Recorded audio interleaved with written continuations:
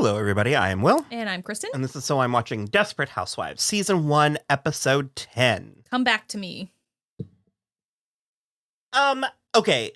This isn't my favorite episode. I don't think it's necessarily a bad episode. It's just we had a lot happen last week, and this is sort of like reestablishing or sort of like reckoning with a lot of the stuff that happened. I think I want to start with Lynette. Okay. I don't love this plot. No, I don't either. It makes sense, and especially her insecurity makes sense. Yeah, but that's the part I hate the most. You think I should call? I should call. Lynette, for the first time in years, you finally have some free time, and you're wasting it obsessing about the kids. Well, I wish if we were going to do it, it came on more organically. Then immediately. Because it's basically Claire, Marla Sokoloff, is their live-in nanny. That's too much. It's way too much because so we already were like full-time is too much. And then I was like, she needs 4 hours. She just needs 4 hours where she can get her shit together. 4 hours a day, 5 days a week. Like, not even really on the weekends. I could even maybe say 3 days a week, but 5 days, yeah, like. But it's, I don't know. It's also I've never had 4 kids, so I really can't speak. But and she's just immediately suspicious, which I just think it undermines the previous. Yeah, I guess it is suspicious at first, and then it turns into, I think my kids love the nanny more than me. And I don't like that either. And it's like, given the timeline the show gives us, it's like the first day. Yeah. And it's the first week. She's like, it's because at the beginning she's like, it's my 3rd day, I think. But Lynette's been home with her those days to like get her in the routine. You're still finding your way. Lynette, it's been 2 days. Don't want to shock them by suddenly disappearing. You know, deep down they're very sensitive. They'll be fine. They'll go. I don't know. It feels like the kind of thing that if they were going to do it, I wish it was the next episode or I think the immediacy of it feels unearned. It's a place where the machinations of the television landscape of the 2000s rears its head. Yeah. Well, and it's also like she went straight to nanny cam. There wasn't even a like, let me pop in unexpectedly in the middle of the day. And there's just like, because again, like I said, that just sort of undermines the relationship and the work they laid out the previous episode with her being a good nanny and her being reliable and the poaching and all that.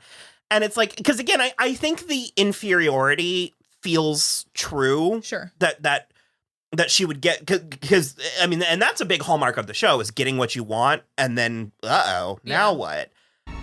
Everybody gets their wish. And then what? But it's clunky. I think Felicity does her best.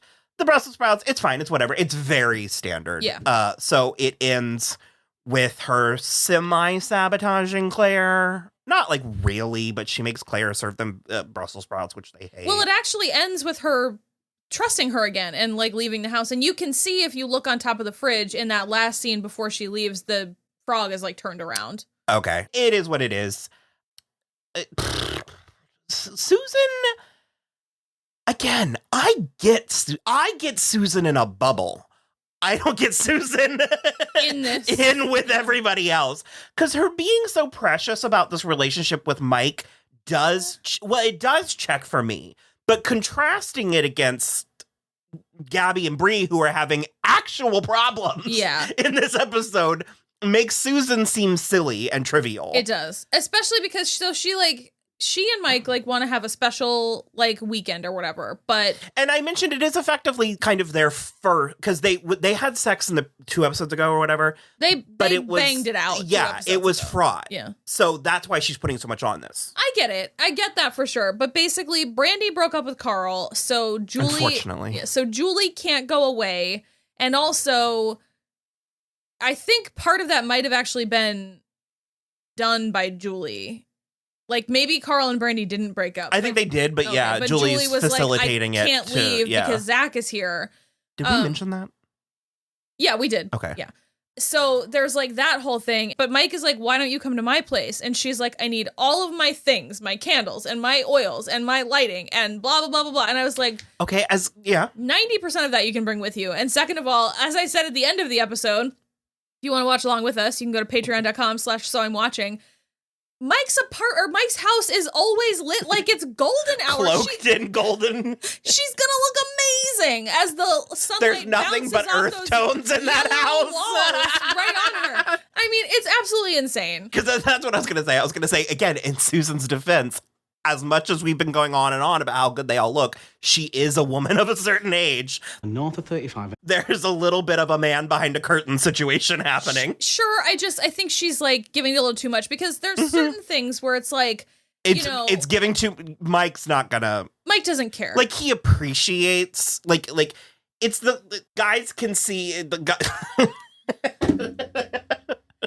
the things women do for beautification is sort of like dogs' color. Yeah. Like they can see the broad strokes. All right, so like you see a hot girl and you're like, okay, I appreciate your exterior beauty because you've definitely worked at it with the clothing and the jewelry and the makeup and stuff. But secretly, I'm just like, hey, man, where is the chase and how do I cut to it? Women are mantis shrimps and men are dogs. With how many refractors they have or whatever. Cones, how mmany cones Yeah. The amount of potions I have in my bathroom to like make me look more beautiful and nothing. It was, I could stop it all right now and never do anything He would again. never notice. And he would never notice. And I love that about him. But it's like, I'm doing this to myself. I'm spending too much money on my own account. But it also does, it's a 1-2 punch sort of illustrating Susan's immaturity because it's what happens is their roles are so completely reversed where Julie is running the household and Susan is fixated on her boyfriend. Yeah. I'm gonna eat upstairs. I've got a ton of homework. What are you storing up for winter? And the Zach thing, and I actually do sort of like the ways we compare and contrast because it's like we have Gabby being inappropriate with an underage kid in one way, and then we have Susan being inappropriate with an underage kid in another way. Because according to Julie, Julie is correct. Yeah. Like she's like, I have done all of this. And basically they discover Zach. Mike takes him home. Well, he was also, I'm sorry, I have to say that Zach was trying to do the right thing and leave the house before Julie's mom started banging her boyfriend. What the hell? God, I'm so sorry. I thought there was someone in the house. So you took your clothes off? No, my clothes were already off. I was going to seduce you. Are you okay? Well, please don't be mad. That's like the good thing. Also, we didn't mention that Zach and Julie kissed. They did kiss in the last episode. Yeah. And so they discover him. Mike brings him home. Beautifully, Mike gives him his phone number. Listen, Zach, if things ever get really bad, it's got my cell number on it. You can give me a call anytime. I love that. He was like, you can call me anytime. Well, it's definitely the second, if not third or fourth time that we, the audience, have seen Mike be a good guy in ways that are not performative. Oh, yeah, because Susan can't see that. Yeah, because he did it. You mentioned it again in our watch long. He did it with Julie when she was trying to get the something out of his house or whatever. She went to his front door and they needed to go to the backyard, and he walked around outside with Julie. He took her around through the gate as opposed to through his house. And I didn't even notice that. And you were like, that's really good that he wasn't bringing a teenage girl through. Like that can be, he's a single man. Especially that was early in the season too. And so that, I mean, I really appreciated that. But so it's like, it's, you know, subliminal or very subliminal, depending on how savvy you are, nods to the audience that Mike is trustworthy. Yeah. Because we also know he's not what he appears. Well, yes, it's helpful to know that he is trustworthy in these moments where he is doing a good thing, but no one's watching him, because we are then instructed to be suspicious of him in a different direction. And another thing I do find interesting is because he repeated to Zach the phone number, call me, in front of Paul. In front of the dad, yeah. Remember, anytime. So it's so creepy. That potatoes scene. Would you like some more potatoes? You already asked me that. I don't know, man. This is... I mean, those steaks looked amazing, but like... But this is a show full of shady characters. And presumably 3 times during that dinner, he asked if Zach wanted more potatoes. And I was like, are the drugs in the potatoes? I was kidding when I said that. I was like, what's in the fucking potatoes? And you were like... Xanax? And I was like, oh. Right. Oh. It could be. I was kidding. There could be benzos in the potatoes. More potatoes. Yes, please. So Julie is mad at Susan, and Susan hears it and even understands it. But Susan's like, okay, yeah, fine. You have a couple of good points, but you're 13 and I'm the adult. Well, I ultimately get to decide what's happening. Yeah. And Julie's sort of like, they're at a... Even at the end of the episode. Yeah, they're not better yet. They didn't make up. But I especially, the only thing that I really had Susan's back with was if anybody found out we had Zach here, we could have gotten in a lot of trouble. First of all, he escaped from The psycho ward. Actually, they call it a rehabilitation center. You know, what they're calling a rehabilitation center. But also, Julie is concerned because she's like, his dad hates him. Which they're both right, is the issue. That is the issue. They're right in different ways, and Julie's not mature enough to understand it. All but of the because consequences. she's been the mother, she's being smug about it. She's riding high about it. And so Susan's in this really weird position where she's sort of like... Yeah, well, someone had to be responsible, and like it or not, I've got a birth certificate that says I'm your mother. Since when? What is that supposed to mean? Since Dad left, if there's been a mother around here, it's been me. Yeah, it actually is interesting in a way that it can be perceived as not necessarily irritating, but it can be perceived as like, I don't know. I'm finding it interesting the way that they're contrasting the different plights of the women. Gabby's plot is a little bit more, well, no, there's stuff there too. So she visits Carlos in prison, and she finds out that he knows where they need his passport. Or else he can't get out on bail. Mm-hmm. We opened with an entirely different scene, but there was a trial type scene, courtroom scene. Yeah. And it's like the arraignment. Yeah, they need his passport, and they're also the government seizing anything that they suspect was bought with dirty money. Yeah. And Gabby is frustrated because... No. Some of this stuff is mine when I modeled, before I even met Carlos. There are things in there that either she earned. bought herself or were bought by Carlos based on the work she was doing. Yeah. And it's why this stuff is muddy and tricky. And so she basically hides all of her stuff in Bree's garage, which Bree then went through. Yeah, she was gazing longingly at their wedding photo in a hideous wedding dress. I don't believe for one second that Gabrielle wore that wedding dress, but regardless. I mean, unless the mother-in-law like hijacked the wedding somehow. That's very plausible. What's her name? I forgot her name. Juanita. So withdrawn. Yeah.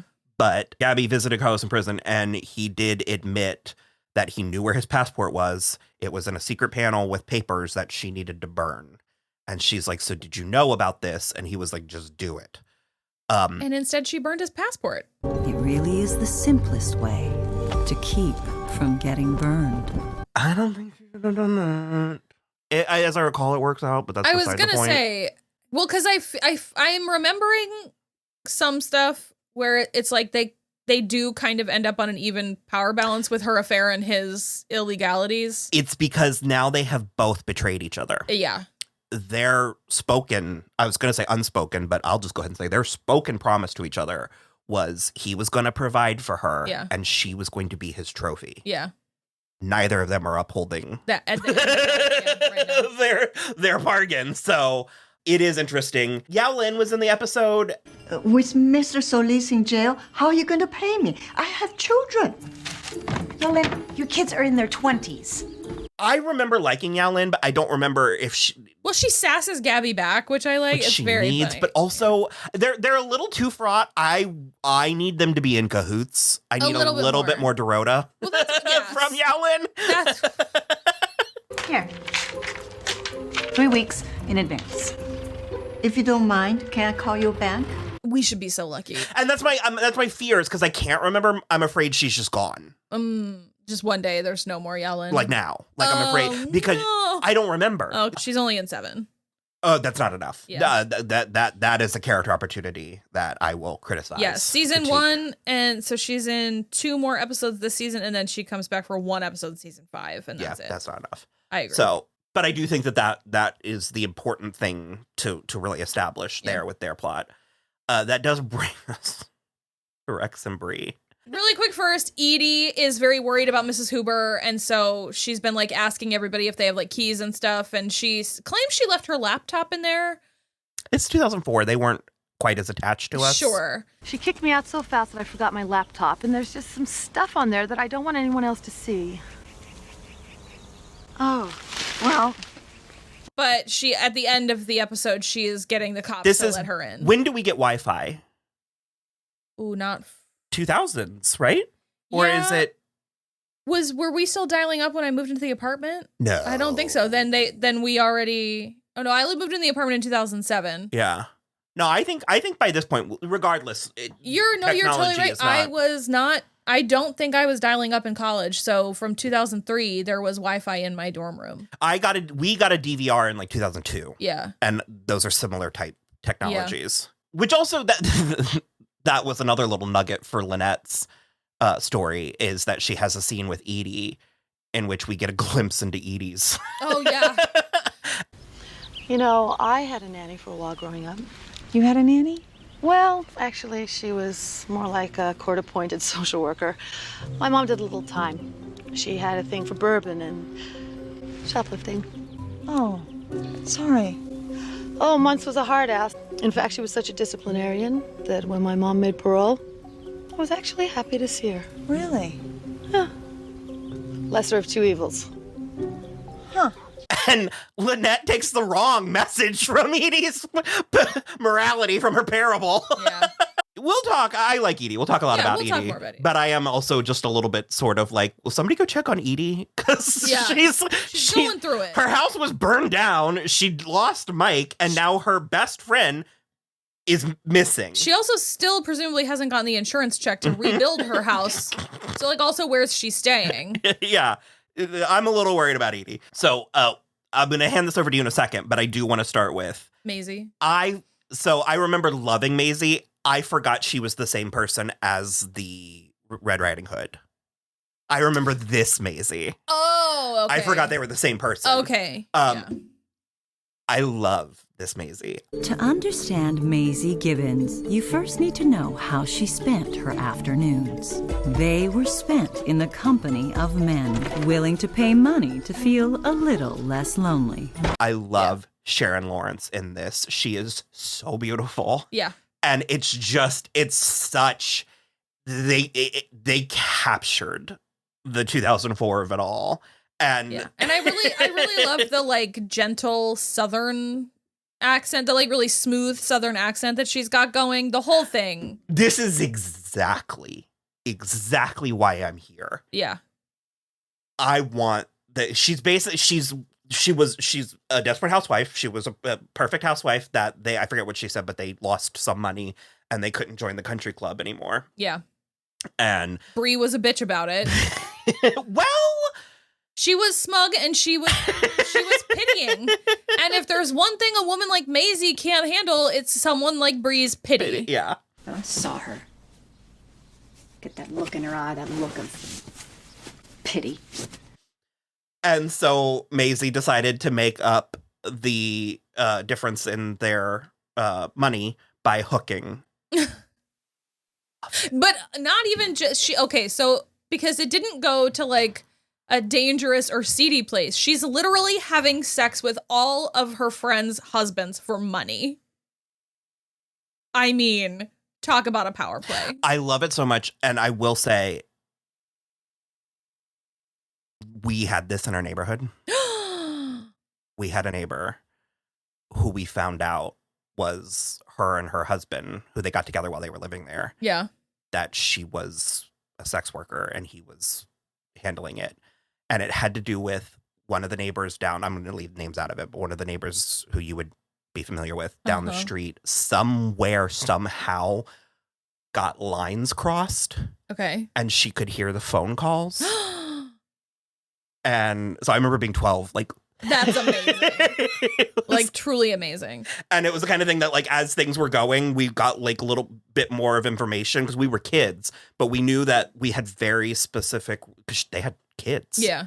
So we knew we had very specific rules with how we were allowed to play with the kids, but we didn't know why. Okay.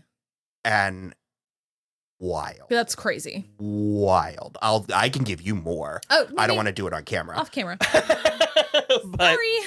So, and it's handled that Vaseline television veneer is so beautiful on it. It's so perfect. Her bedroom is so beautiful. The pearls and we did find out, because Rex is one of her clients, that I said I'd let you handle it. So. He's apparently one of the most regular clients because, as you know, I have certain needs.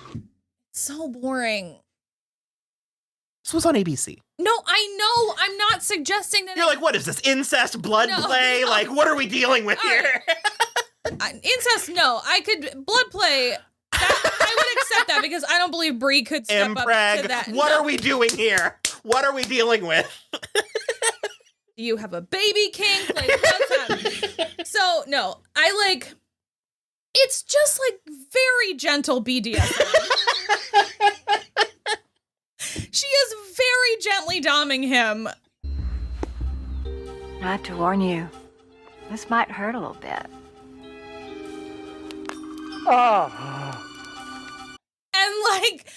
And he is insistent that Bree would never. And also, he can't handle being rejected by her because he still loves her. But he's being such a cock every second that they're in the same room together. He's also still wearing his wedding ring, so, I believe he's still in love with her. It's absolutely insane. It's the most boring kink that you are, embarrassed to ask your wife, as if Bree wouldn't be chomping at the bit to handcuff him and whip him with a flogger. So milquetoast. I remember things. Do you want to call me mommy? Just not that scary. It's not that scary. It's very, I'm even more annoyed than I was before.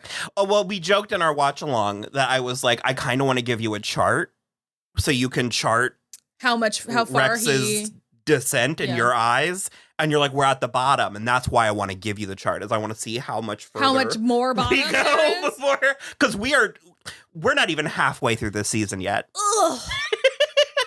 There's more. I just absolutely can't, because the audacity to still love your wife, never have spoken up for yourself, so you feel emasculated, but then you're going to a third party to emasculate you for money? Also a nemesis. A nemesis, because you don't think your wife will do it for free? All Bree does is emasculate you. Let her put on an outfit to do it. It's unacceptable.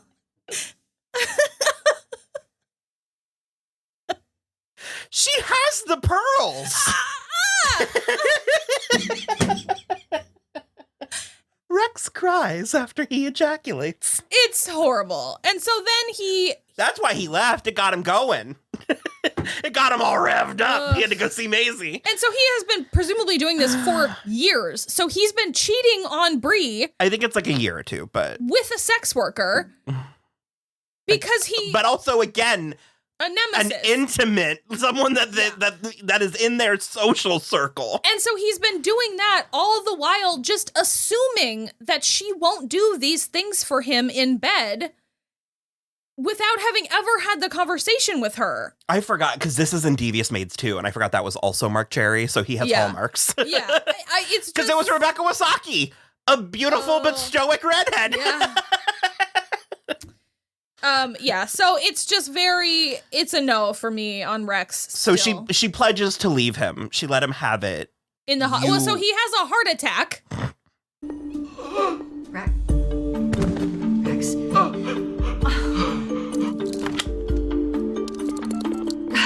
I need an ambulance right away. Not that old thing. Not finishing either himself or Maisy off to completion. And then Bree arrives and the nurse is really sketchy. So she realizes that Maisy is the one that dropped him off, and she goes to confront her, And she's like, are you having an affair with my husband? To which the off-screen conversation is presumably not technically. He's paying me for sex. And she does sort of explain the whole thing. I actually loved Maisy's candor in that scene because she was like... Sharon's amazing. He was like... She was like... That scene with the two of them was so good. You should know that Rex still loves you very much. He said that? Yes. Then why is he so unhappy? He has certain needs, and he's afraid to discuss them with you. Needs? Like sexual needs? Yes. And have you fulfilled those needs? But, like, I have been fulfilling his sexual needs. And so Bree goes to see Rex at the hospital. He wakes up, and she eviscerates him. She's like... As of this moment, Rex, I am no longer your wife. I am gonna go out and find the most vindictive lawyer I can find. I am gonna take away your money, your family, and your dignity. Do you hear me? But I'm so happy that you still love me so that I can do this while you still love me. I mean... You got more powerful as we were watching it. I can rule the world right now. Like you got a quarter-inch taller. It was like I drank from that tree in The Lord of the Rings. I mean, truly, no, I did that thing from Ted Lasso where she's like... Is it this season?